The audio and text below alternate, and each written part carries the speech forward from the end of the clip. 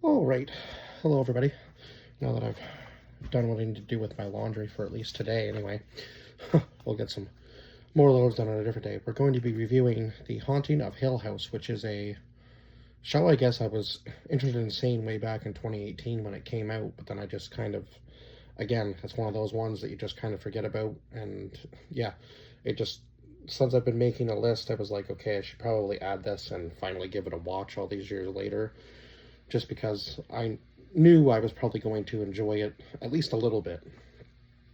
Was it my favorite horror show of all time? No, but I do appreciate that they didn't rely on just the jump scares. It was like very thriller based, which I do enjoy a little bit more. I feel like when a show's just relying on jump scares, that if that's really all your show is, then it's really not that great horror. Like this one makes you think throughout the entire show, like what is real, what is happening, like what's a flashback, what's in real time, and just the fact that everybody sees, like they see into the future or into the past, was just kind of insane. Most of the stuff that you were seeing was like a flashback or a flash forward, I guess, into the future, of what could potentially happen to them, and so on and so forth. And the mother definitely got the worst of it in this show.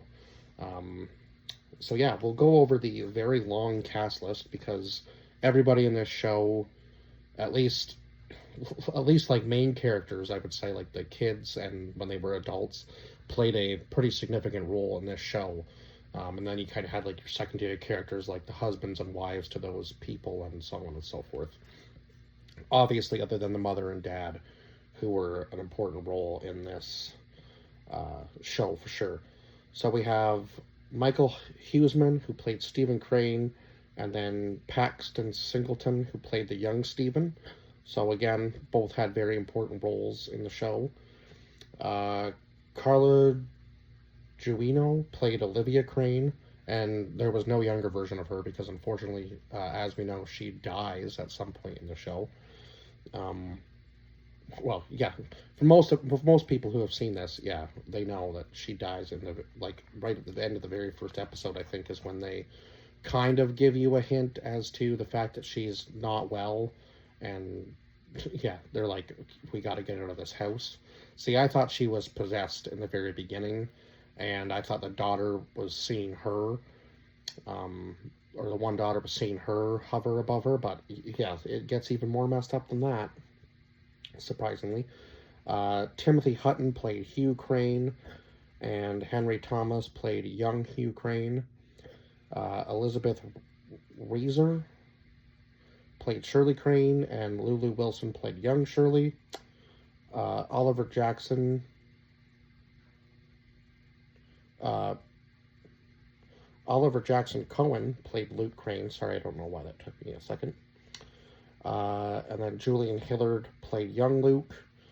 Uh, Kate Siegel played Theodora Crane, and McKenna Grace played young Theo. And I didn't even recognize her in this show. Um, she looked really different compared to like her role in the new Ghostbusters movies, which I thoroughly enjoyed as well. So, yeah, I have her down as one of my favorite actresses in my IMDb because even for being so young, she's going to have a very good career. So, yeah, I really do enjoy watching her in anything. Um, Victoria Dedretto played Nell Crane, and then Violet McGraw played young Nell. And then we had like the housekeepers who were helping them out when they were in Hill House. Annabeth Gish played Mrs. Dudley, and Robert Longstreet played Mr. Dudley. And their daughter, Olive Abercrombie, uh, played Abigail. So there was a lot of roles, obviously, as you can see in this show.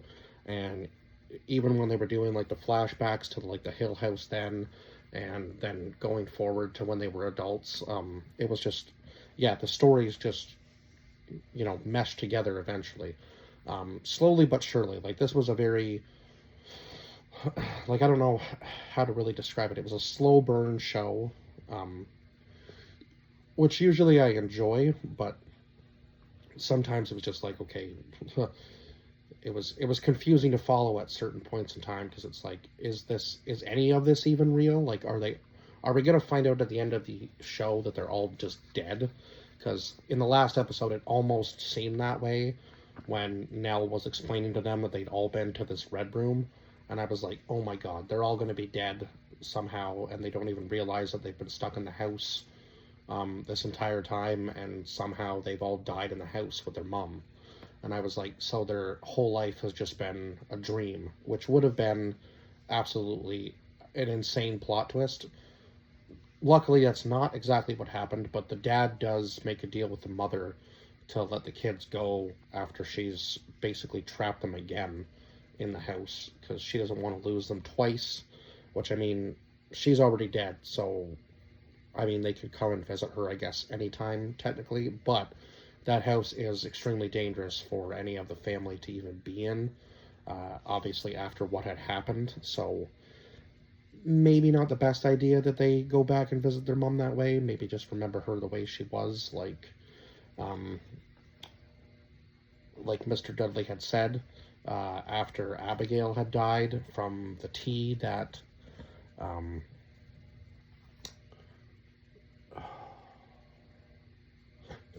Olivia had made. She was supposed to go visit her sister. She didn't. She was in the hotel. She came back to the house because she still thinks that she's dreaming. So she makes this tea with the rat poison to try to wake everybody up, and almost kills Luke and Nell in the process.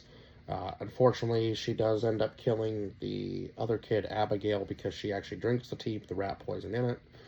And then that whole thing happens, and then she commits suicide in way back then, and then it almost is eerie that Nell committed suicide almost the exact same way, by jumping off the stairs where her mother did, but Nell hung herself, and Olivia just jumped to the floor. So, but yeah, it's just creepy that that's the way that those two went, was almost the exact same scenario. It's just so creepy that that's how that happened. And in the very beginning, Stephen obviously didn't really believe in ghosts. Now, he was writing about the Hill House in his books to make money off of it. Obviously, it just seemed to be that was what he wanted to do with what had happened to them, which was kind of crazy, because I guess he didn't really believe in it. But then he sees Nell in his apartment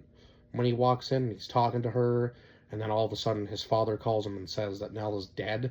And I'm like, okay, dude, you are actually seeing the ghost of your sister now, and this is getting real, even for you. And he does see his mother a couple times at the funeral home.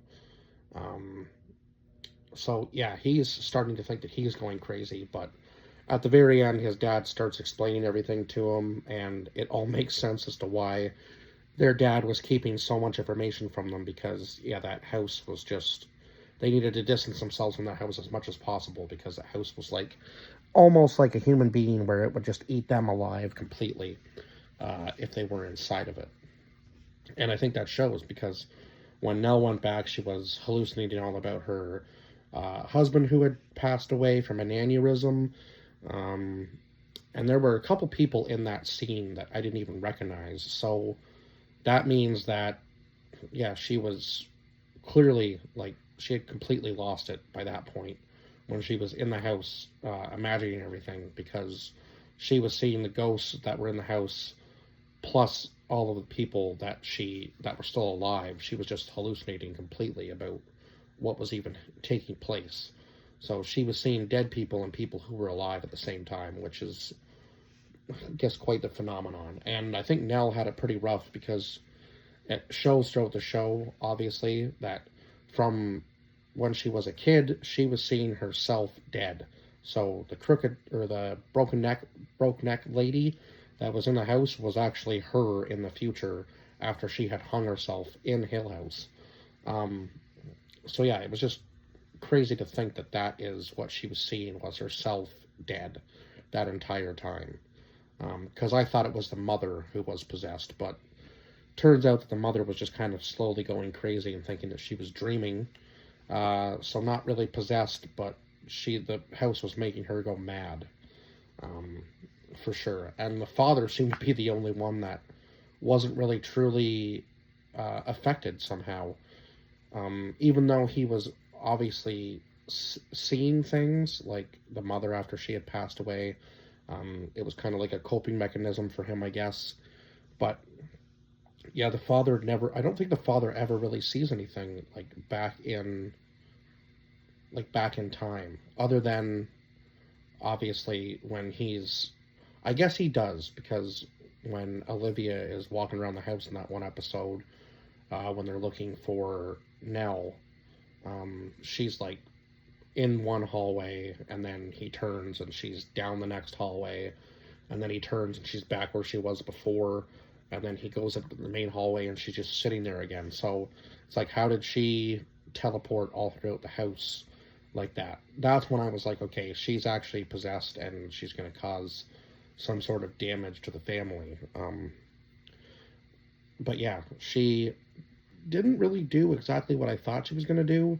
I mean, she still wasn't obviously well. She needed to get out of that house for sure, and she should have had somebody go with her to make sure that she got on that plane to go to her sister's place, because yeah, it was just a mess that she accidentally ended up killing that kid. Now, obviously, it wasn't her fault. She didn't really know what she was doing, but she's still at fault for what she did, right? Regardless of whether she really thought it was real or not. I think if she had just maybe taken a step back and realized that, you know, she was not in a dream anymore, that she would have probably come to pretty quickly. But it's just unfortunate that that was the path she ended up going down and committing suicide. And then obviously Nell.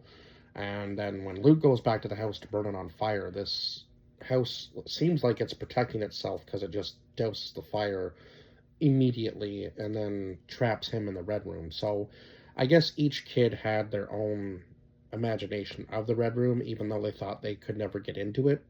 Turns out they were in there quite a bit. Um, yeah, because it was a family room for one of the kids. It was a game room for one of the kids. It was a treehouse for another. Uh, I think it was like a playroom for one of them. A sitting room for the mother. So yeah, it was just crazy that they had actually been in there that entire time, and the actual room was just slowly eating them away, killing them basically inside of that house. And then when they got away, obviously, whatever whatever demons or entities were following them kept following them throughout their life. Like Luke ended up being a drug addict. Nell ended up having sleep paralysis. Theo was able to touch anything and see what had happened to it. Um, Obviously, it seemed that Shirley had her own hallucinations. Uh, yeah, obviously, Steven ended up having his own hallucinations.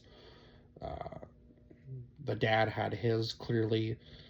Um, so yeah, each of them kind of had like their own burden that they were carrying with them, even if it took longer for Steven to get to where the rest of them were, I suppose. Um, Now, Nell's powers were kind of cool, but she does explain in the one episode that when she touched Nell after her death, there was nothing there. Like, she couldn't feel anything, and that's what she felt for like a few days until she was able to make a connection with another human being, and then she could feel again. So, but at the end of the show, the most significant thing I think was, or no, it wasn't Nell that had the powers. It was Theo. It was Theo. Sorry, Theo was the one that could touch anything. And when she touches Nell, yeah, when Theo touches Nell, did I say that in the beginning? If I did, I'm sorry, but I felt like I said the wrong name. So yeah, when Theo touches Nell, she doesn't feel anything until a few days later, and then yeah, when she makes contact with another human, she can feel again. And that was the most significant moment in the show, I think, was that when she leaves her gloves behind and leaves with her new girlfriend. I think that was a pretty significant moment in the show. And we find out that Shirley, being up on her high horse about her husband cheating on her wasn't really that high of a horse. When I guess their kids were young, she ended up cheating on her husband. Anyway, so the house kind of shows you like what happened down the road, and I'm not sure whether the guy she was with died, because she keeps seeing him in certain scenes and he just kind of like raises a glass like it's a toast or something. And I was like, who is that? Because is it like an ex-husband or something? They didn't actually ever explain it until the very end of the show, and I'm like, did he die? I'm very confused. But the father does sacrifice himself at the end to save the kids. He goes into the red room with the mother and Nell, and I guess he's gonna end up dying too, right? And then unfortunately Mrs. Dudley dies, and I guess they're just gonna stay in the, I guess Mr. Dudley will probably die too in that house. I'm not really sure. Probably just to be connected with his family and stay there for eternity. Because it doesn't seem like that house is going to be collapsing anytime soon, unless somebody else decides to move into it and renovate it like the Crane family tried to. Now, I don't think I'm really missing anything in this show. I think I pretty much explained everything that I can. Now, Luke is in and out of rehab, obviously. He hallucinates about the things he saw when he was a kid, so that's why he was doing drugs to kind of suppress it, I guess. And same with Nell. She was on her, like, antidepressants and so on and so forth, and she had sleep paralysis. So, yeah, she was seeing... Every time she had sleep paralysis, the broke neck lady would come back. But knowing that it was actually her seeing herself was crazy. Like, that was one of the most intense episodes, I think. I was like, oh my god, you've been watching your own death for how many years now? Just absolutely insane. And yeah, just the stuff they found in that house, like the guy who had died behind the bricks, who had bricked himself into the wall, and they were hearing like the scratching, and there was just a lot in this show that makes you just feel eerie. Like, every time there was like a scene where they're showing like a ghost or an entity or something, that's just like, is it gonna jump out at me? But it was more thriller based, which I did enjoy more. So yeah, I give this show a 7 out of 10. Like I said, it wasn't like my favorite of all favorite horror shows, but it was, yeah, it was still good. It had its moments, and the ending episode, man, just kind of tugged at your heartstrings, because you're like, are we gonna lose Luke too? Like, don't tell me that Luke's gonna commit suicide. But he didn't. He was, again, this house seems to play tricks on your mind. Like, it makes you think like you're in some sort of safe situation, and then all of a sudden you're in this red room, like trapped completely. And Luke had put the needle of rat poison in his arm. I'm not even sure where he would have gotten it from.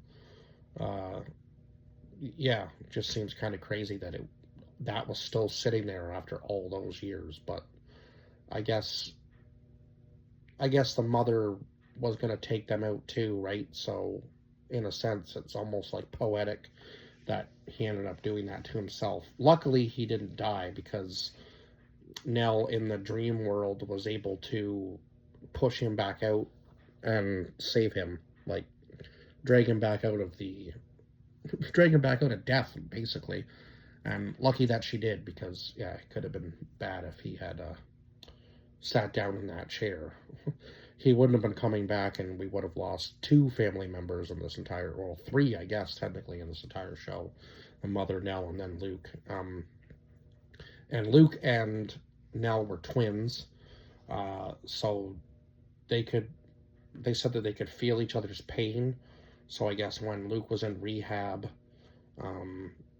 Nell was having sickness, obviously. And then when Nell died, Luke felt cold. So yeah, it was a weird connection between the two of them. And I thought Abigail was going to be a ghost from the very beginning of the show, but it turns out that she was actually the real kid next door. Who would have thought? But then obviously they had like their own like imaginary friends, I guess. And yeah, I think one of the creepiest episodes was probably when Luke goes down to the basement through the dumbwaiter, and that creature, whatever it is, crawls out at him. in their old wine cellar that they found that they had. So there was a lot of creepy moments in this show. I got to give it to them for the for the creepiness factor and making you stay on edge the entire show, like what's going to happen next. Definitely a lot of cliffhanger episodes, and you really had to kind of pay attention because one episode would end in the past, then it'd go to the future, or it'd go back even further to explain like how they got to that point, and it was just like there's a lot that makes you think in this show for sure. But yeah, 7 out of 10. I think I've rambled on long enough now, and I will see you guys in the next review. Bye bye for now.